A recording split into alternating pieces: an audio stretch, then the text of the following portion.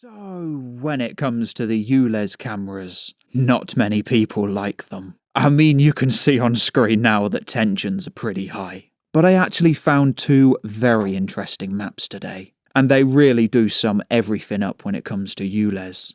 And not only that, right? This is the first time that these two maps are going to be on the same screen. Like the first time ever. Like that is some pretty good value right there. Because the headline says that there's been more than 4,500 ULEZ camera vandalizations since March of 2023. 4,500. Like that is a lot of effort. In fact, I'll show you the first map here. It's a map of the ULEZ cameras which have basically been either damaged or destroyed. And if you put them all together, that's the 4,500 in the headline figure. For example, you've got Bexley here. That's got 717 records of like damages or takedowns. But as you can see, obviously, it's not very it's not spread evenly. It is pretty isolated to certain areas. Because like some are just going all out and they're just taking the ULEZ cameras down left, right and centre. But other areas like Tower Hamlets, for example, like right in the centre, they're just accepting ULEZ like it's family. So I decided to go searching for answers.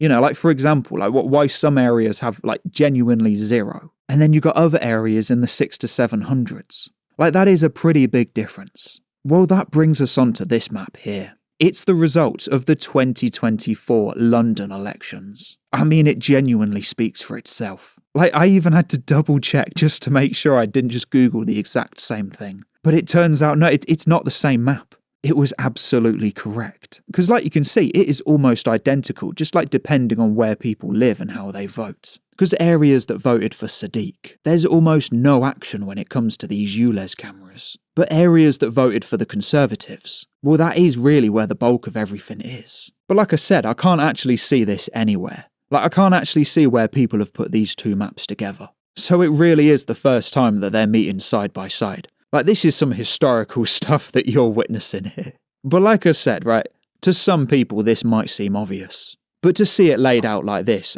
it really does send a strong message. And it also shows that London's getting more divided by the day. But if you found value in today's video, like seeing stuff that you're not going to see anywhere else, then you gotta consider subscribing. I mean, there's 35,067 of us over here. You don't want to be left out of the loop. I got some great stuff coming up. This country has gone crazy.